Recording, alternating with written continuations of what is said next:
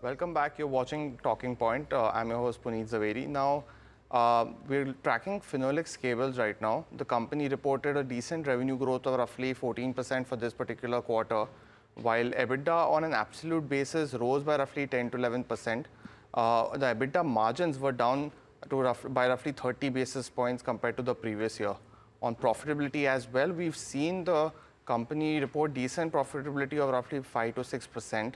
Now, do know that electricals is one of the major divisions of the company. It has seen good growth and the margins have been maintained by the 11 to 12% range. While the other divisions such as the communication cables has been a lackluster performance by the company. We've seen margins roughly just 1 to 2%, and over the last 3 to 4 years, we've not seen much of the recovery into this communication segment. So the main electrical mainstay business has been going on as well. Now, I wanted to just, start with, we're talking to the management right now, Mr. Mahesh, the CFO, who's joining us right now to talk to us about the Q4 as well as the financial year 24. I'll just check if the management is here. Firstly, thank you so much, sir, for joining us today here at NDTV Profit. I wanted to start with Q4 as well as your 2024 assessment. Revenue growth has been upwards of 10%, but margins have largely remained flat around the 11% range. Could you run us through the quarter and what is your analysis on that? Both for Q4 and for the full year, revenue growth was fairly strong. Q4, the value growth was about 15%, but underlying that value growth was also strong volume growth across various product segments. So, for example, wires, which is our largest portfolio, we grew about 15% in volume. In cables, which is not a very large product portfolio for us, we grew almost 26%. Of course, the base was low.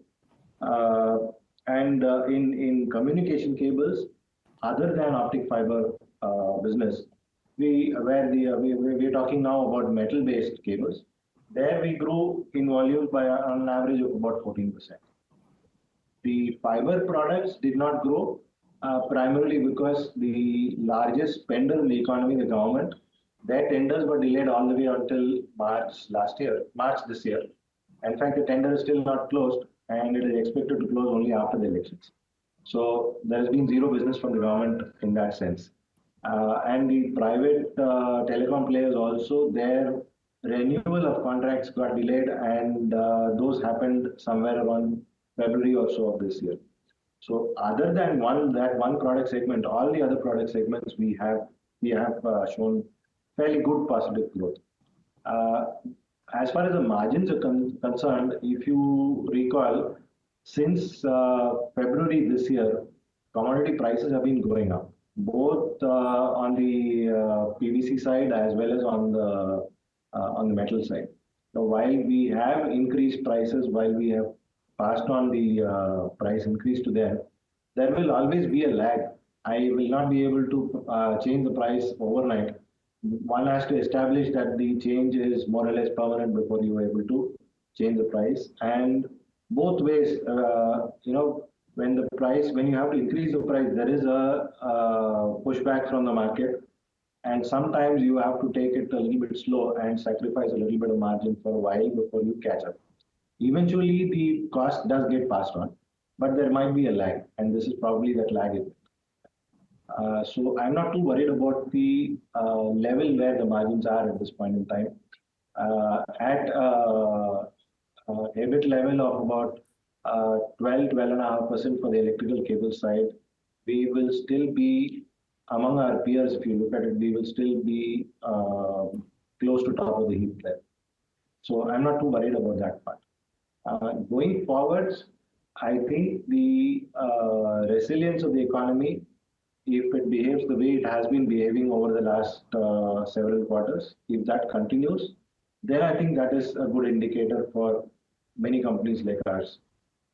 Real estate, or whether it is infrastructure build, or whether it is telecom build, any of these areas where the spend is going to happen in the coming years will definitely help us. The other thing I wanted to ask was on commodity pricing as well as the international prices. they've been high, and we've seen that the company has been dealing with the price increase in copper. How much has the inventory levels been for the same and for the Q4 as well? Could you guide us on that? So our policy on metals has always been this. Our ability to forecast or predict which way the metal prices will move is next to zero, because it is a movement which happens globally, and our ability to influence that is very low. So what do? We do not take long calls on the metal at all. We know what we can consume in a particular month, and that is what we buy. We don't buy anything beyond that, more than that. Secondly, as far as pricing goes, we price the metal on the month average. So, for example, if we are now talking of May, any metal that I have received in the month of May will eventually get priced to me at the May average. So that May average will be known, let's say, in 1 week's time, right? But in the meantime, I have a provisional price arrangement with my suppliers. So I pay them the provisional price. And at the end of May, when the average is discovered, if the average is more than what I have paid as provisional, they return the difference. If the average is less than what I have, sorry, is yeah, if it's the other way around, then I pay the difference. So what we do by this manner is that we are only moving with the market. We are not away from the market, and we're not taking risks which are completely different from which way the market is moving. Secondly, like I said, we try and pass on the price changes to the consumer, whichever way it is. If the price has gone up, we increase the product prices. If the price comes down, also we reduce the prices. The only difference is on the way up, there is a little more resistance. On the way down, there is a little more pull. That's the only difference. So you might have some small timing difference. The trick, therefore, is what?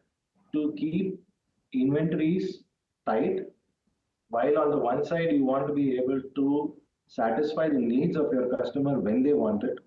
You also don't want too much of shortage or too much of excess. So it has to have that right balance. So if you look at our number of inventory days as the number of sale, it would be the lowest in the industry, by far the lowest. So that is something that we manage tight, and there are frequent reviews on what positions we are holding, how much material are we carrying, and how quickly can we liquidate. So that constant review helps us, and I think we talked about this in one of the calls, in one of the quarterly calls. We last year we brought in some Israeli experts to help us with planning this item. And since we have multiple SKUs, planning it on an Excel sheet becomes very difficult. So you need an algorithm which learns, which is self-learning and which helps. So that is something that we have brought in over the last few months, and that is starting to show results. So going forward, I think that will be helpful to us. Well, thanks so much, sir, for answering all of our questions and letting us know on that as well. But for viewers, that's all the time we have on this edition of Talking Points. Stay tuned to NDTV Profit for more.